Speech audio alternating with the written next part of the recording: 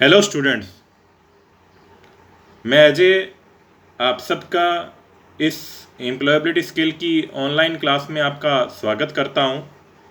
जैसा कि आपको पता है, अभी हमारी जो यूनिट चल रही है occupational safety, health and environment education, व्यावसायिक सुरक्षा, स्वास्थ्य और पर्यावरण शिक्षा, उसके हमने काफ़ी सारे टॉपिक्स क्लियर कर लिए हैं। आज इस यूनिट का हम समापन करेंगे। आज हम दो टॉपिक लेने जा रहे हैं। एक तो है ग्राउंड वाटर और दूसरा है एनवायरनमेंट। तो चलिए आज इसकी शुरुआत करते हैं इन टॉपिक्स की। तो सबसे पहले तो हम समझते हैं कि ये ग्राउंड वाटर है क्या। क्या है वाटर, क्यों आवश्यकता है, इस यूनिट में इसको क्यों लगाया गया है। हमें सभी को पता है, हमें इंडस्ट्री पॉइंट ऑफ व्यू से इस यूनिट को लिया गया है, इस यूनिट को आपके सिलेबस में लगाया गया है। तो हमें वाटर के बारे में भी पता होना चाहिए, किस तरह का वाटर हम इंडस्ट्री में यूज कर सकते हैं और क्या क्या रिसोर्स हैं वाटर को यूज करने के। तो सबसे पहले हम समझते हैं कि हाइड्रोलॉजिकल साइकिल क्या होता है। हाइड्रोलॉजिकल साइकिल को जलीय चक्र भी कहा जाता है। वैसे तो आप छोटी क्लासों में इसके बारे में पढ़ चुके हैं कि क्या होता है जलीय चक्र। सबको पता है कि जल भी का भी क्या होता है, एक रोटेशन होता है। हमारी जो ये प्रकृति है जल का चक्रण करती है। पृथ्वी पर किस तरह पर 75% क्या है, जल से ढका हुआ है।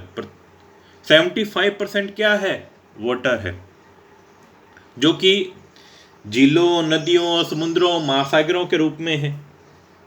ये जल के प्रमुख स्रोत है हमारे लिए। इन इस जलीय चक्र में क्या होता है, ये जो पृथ्वी पर जो जल है, समुद्रों में है, महासागर में है, झीलों में, नदियों में, तो ये क्या होता है, जल वाष्प में परिवर्तित होकर क्या चला जाता है, वायुमंडल में चला जाता है। जैसे हमने छोटी क्लास में पढ़ा है कि सूर्य के प्रकाश से ये वाष्पित होकर क्या है, बादलों का रूप ग्रहण कर लेते हैं और वापस से ये वर्षा के रूप में वापस जल पृथ्वी पर आता है। तो ये क्या है, जलीय चक्र है। सेम वही प्रोसीजर है,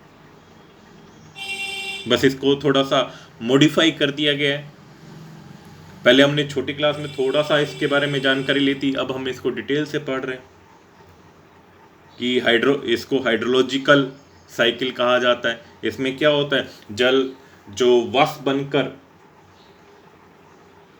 वातावरण में चला जाता है, वायुमंडल में परिवर्तित हो जाता है, जहाँ पर ये संघनित होकर ठंडा होकर वापस से वर्षा के रूप में, ओलावृष्टि के रूप में, बर्फ के रूप में या स्नोफॉल के रूप में वापस पृथ्वी पर गिरता है। जो कुछ भाग तो है पादप पौधों द्वारा, मानव द्वारा अवशोषित कर लिया जाता है, कुछ भाग क्या हो उसका वापस जमीन में चला जाता है, नदी और समुद्र में चला जाता है। पादपों द्वारा, पेड़ पौधों द्वारा, मनुष्य द्वारा जो अवशोषित किया जाता है उसको वापस से पसीने के रूप में, मलमूत्र के रूप में बहा दिया जाता है। तो ये क्या है, एक रोटेशन चलता रहता है। ये हाइड्रोलॉजिकल एक साइकिल है जो चलता रहता है, कंटिन्यूस प्रोसेस है। हाँ, अब पोल्यूशन की वजह से या कहीं हमारी मानवीय गतिविधियों के कारण ये थोड़ा डिस्टर्ब जरूर हो गए, लेकिन चल अभी भी रहा है। इसकी वजह से ही सारा कुछ सिस्टम है, क्यों जल है तो जीवन है। बिना जल के जीवन संभव नहीं है, ये तो हम सभी को पता है। तो इसलिए इस जल चक्कर के बारे में हमें जानकारी होना जरूरी है कि जब तक ये जल चक्कर चलता रहेगा तो हमें जल मिलता रहेगा। वर्षा के रूप में हमें वापस से जल प्राप्त होगा, पीने योग्य शुद्ध जल प्राप्त होगा। तो ये क्या है, एक हाइड्रोलॉजिकल साइकिल है जिसके बारे में हमें जानकारी होनी चाहिए। अब बात करते हैं कि जल किस प्रकार से हमें मिलता है, क्या क्या पीने योग्य जल या स्वच्छ जल के लिए क्या क्या रिसोर्स है हमारे पास। क्योंकि हमें हर काम के लिए, अपने जीवन के लिए जल की आवश्यकता होती है। तो वो जल के स्रोत क्या है हमारे पास, किस प्रकार से मानव को जल मिलता है, पेड़ पौधों को जल मिलता है, तो उसके बारे में हमें जानकारी होनी चाहिए। जल के स्रोत क्या क्या है। तो दो तरह के मेन रिसोर्स बताए गए हैं जल के, ground water and surface water, जमीनी और सतह का पानी। जमीनी पानी जो हम खेतों में यूज करते हैं, आजकल घरों में भी, शहरों में भी यूज होने लग गया, ट्यूबवेल का पानी है। पहले पुराने ज़माने में हम कुएं का पानी यूज किया करते थे, तो वो क्या है, ग्राउंड वाटर। ये मैंने पिक्चर में भी दिखाया आपको, ट्यूबवेल लगी हुई है, एक वेल है, कुआं है, जिससे पानी, पीने के पानी की व्यवस्था की जाती है, पेड़ पौधों को पानी को लगाने के लिए व्यवस्था की जाती है। दूसरा पानी आता है सतह का पानी, सरफेस का पानी, जो कि नदियों के रूप में होता है, झीलों के रूप में होता है, तालाब के रूप में होता है। तो वो क्या है, सरफेस का पानी। कुछ नदियाँ होती है जो 12 माह या 12 मासी कहा जाता है, तो पूरे साल बहती हैं, कुछ वर्षा ऋतु के टाइम में बहती हैं। इसी प्रकार कुछ तालाब है जो जिनमें पूरे साल पानी रहता है, एकत्रित किया जाता है, बांध बना के पानी को इकट्ठा किया जाता है, झीलों का रूप दिया जाता है, तालाब है इकट्ठा पानी किया जाता है, तालाबों में इकट्ठा पानी किया जाता है। तो ये क्या है, पानी की रिसोर्स है जहाँ पे हमें स्वच्छ पानी मिल सके। इन में भी पानी स्वच्छ कई बार नहीं होता, तो उनको हमें अशुद्धियों को दूर करके उसको हम यूज कर सकते हैं। तो ये क्या है, हमारे साथ जल के स्रोत हैं, जिनसे हमें जल की क्या होती है, प्राप्ति होती है, जिसके बारे में हमें पता होना चाहिए कि हम इनका जल किस तरह से यूज कर सकते हैं, कहाँ से हम जल प्राप्त कर सकते हैं। नेक्स्ट बात आती है conservation and harvesting of water, पानी का संरक्षण व संचयन। ये तो सबको पता है, पानी भी क्या है, एक लिमिटेड है, इसका संरक्षण कैसे किया जाए और संचयन कैसे किया जाए। पानी का संरक्षण बहुत जरूरी है, कंजर्वेशन बहुत जरूरी है, क्योंकि आने वाले हम रोज सुनने को आता है जल है तो जीवन है, जल बचाएं। क्यों कहा जाता है, क्योंकि पानी क्या है, लिमिटेड होता जा रहा है, पानी क्या होता है, कम होता जा रहा है, जो ग्राउंड वाटर है वो नीचे जाता जा रहा है और सूखता जा रहा है, पानी की कमी होती जा रही है।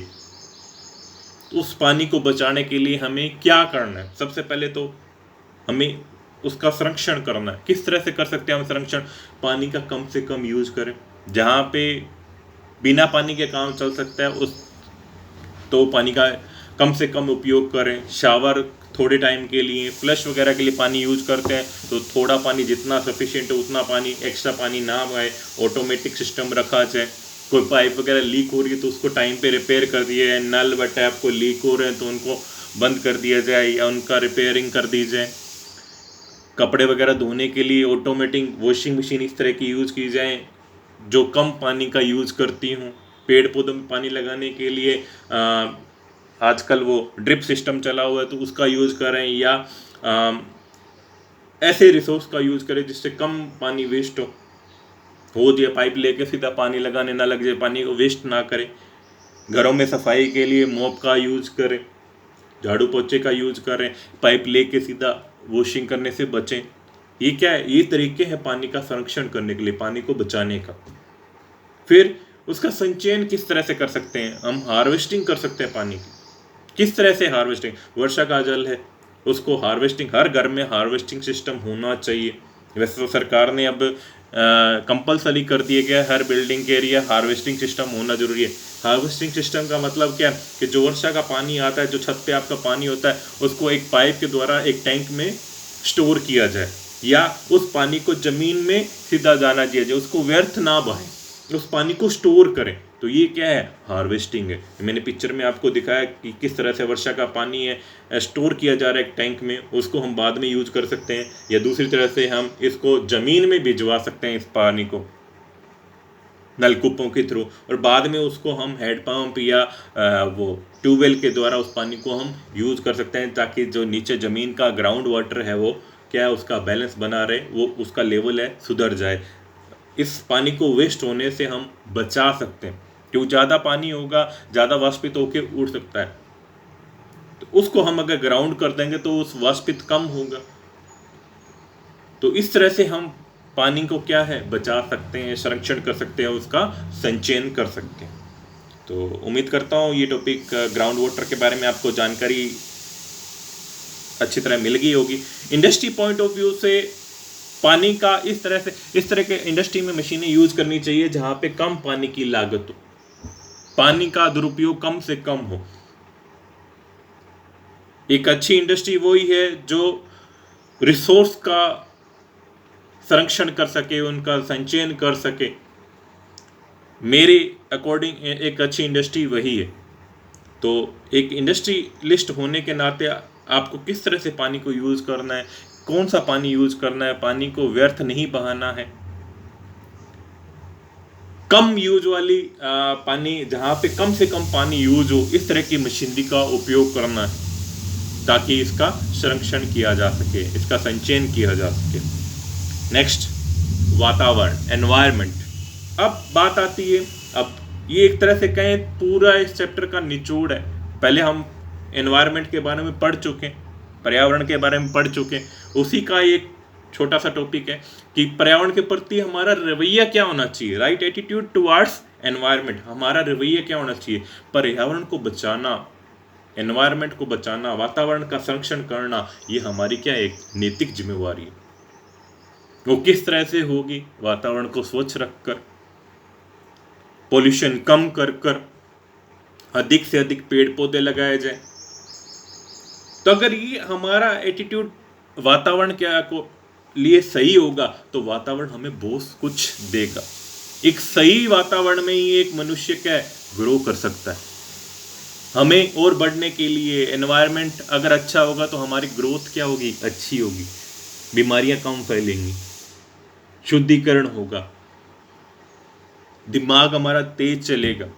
ये सारा कुछ क्या है, एक एनवायरनमेंट पे ही डिपेंड करता है, एक वातावरण पे ही। एक अच्छा वातावरण ही एक ग्रोथ का कारण बनता है। एक अच्छी ग्रोथ एक अच्छे वातावरण से ही संभव है। हम कहते हैं ना, आसपास का माहौल अच्छा हो तो सब कुछ अच्छा होता है। तो वही चीज़ है, अगर वातावरण अच्छा होगा, शुद्ध वायु होगी, शुद्ध जल होगा, तो हमारी ग्रोथ भी क्या होगी, उसी तरह से हमारा मन भी क्या होगा, शुद्ध होगा। पुराने बुजुर्ग कहते हैं ना, जैसा पिए जल वैसा होए मन। तो मतलब अच्छा जल पिएंगे तो हमारा मन भी क्या होगा, अच्छा होगा।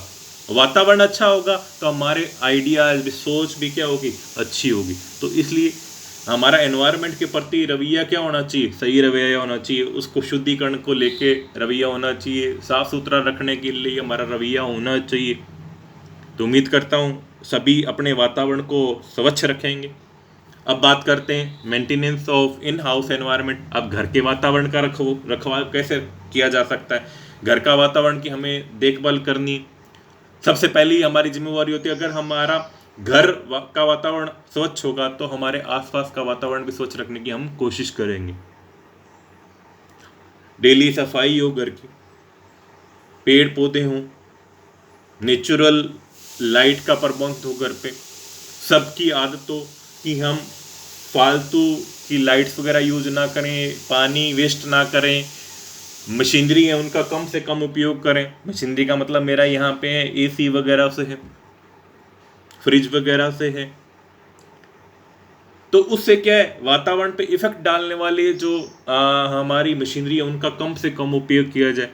अगर हम अपने घर के, सबसे पहली हमारी जिम्मेवारी है अपने घर का वातावरण शुद्ध करें, फिर हम आसपास का वातावरण क्या है शुद्ध करें। इस तरह से हमारा, फिर हम सिटी का रखेंगे, फिर हम अपने देश को भी क्या है सुरक्षित रख सकते हैं, उसके वातावरण का रख रखाव कर सकते हैं।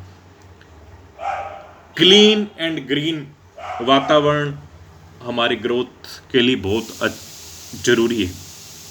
When your environment is clean, you feel happy। जब हमारा आसपास का वातावरण स्वच्छ होता है, साफ होता है, तो हम क्या है खुशी महसूस करते हैं, मोटिवेट होते हैं, हम हेल्दी रहते हैं। सुबह सुबह हम पार्क में घूमने के लिए जाते हैं, क्यों जाते हैं, क्योंकि वहाँ क्या आसपास की जो हवा पानी होता है वो हमारे लिए क्या है सुकून देने वाला होता है, हमें हैप्पी फील कराता है, हम अपनी टेंशन भूल जाते हैं। तो क्या उस तरह का वातावरण हम अपने घर पे नहीं रख सकते, हम अपने आसपास नहीं रख सकते? बिल्कुल रख सकते। तो इसलिए हमें सबसे पहले शुरुआत उसकी अपने घर से ही करनी चाहिए, हम फिर उससे अपने आस पड़ोस की करनी चाहिए, फिर सिटी की, फिर देश की। इस तरह से हम पूरे वातावरण को क्या कर लेंगे, सुरक्षित कर लेंगे, साफ सुथरा कर लेंगे और हैप्पी कर लेंगे। क्योंकि ये एक क्लीन एंड ग्रीन जो एनवायरनमेंट है वो हमें क्या करता है, मोटिवेट करता है, हमें हेल्थी रखता है, हमें खुश रखता है। हम क्लीन रहेंगे, हेल्थी रहेंगे तो हम मोटिवेट होंगे तो हमें नए नए आइडियाज आएंगे, तो हम नए नए काम करने के लिए तत्पर रहेंगे, तैयार रहेंगे। तो इसलिए तो हमारी ये सोशल रिस्पॉन्सिबिलिटी है कि हम अपने आसपास के वातावरण को क्या है सुरक्षित रखें, साफ सुथरा रखें, जिससे कि हमारी ग्रोथ और हो। तो इसी के साथ इस यूनिट का समापन हो गया है। उम्मीद करता हूँ आप सभी को ये यूनिट अच्छी तरह समझ में आई होगी। फिर भी अगर किसी को कोई समस्या है, कोई प्रॉब्लम है, तो बेझिझक मेरे से संपर्क कर सकते हैं। मैं फिर से अच्छे से उस टॉपिक को आपको एक्सप्लेन कर दूंगा। और दूसरी चीज़, आज मैं कुछ एक संदेश देना चाहता हूँ आपको। संदेश तो क्या, एक राय लेना चाह रहा हूँ आपसे कि मैं एक दिन आपके साथ ऑनलाइन आना चाह रहा हूँ। तो कृपया मुझे ये बताएं कि किस दौरान हम सारे इकट्ठे होकर इस ऑनलाइन क्लास में ऑनलाइन जुड़कर डिस्कशन कर सकें। तो मैंने 2 डेट्स डिसाइड की हैं। एक तो कल का ही रखा है मैंने,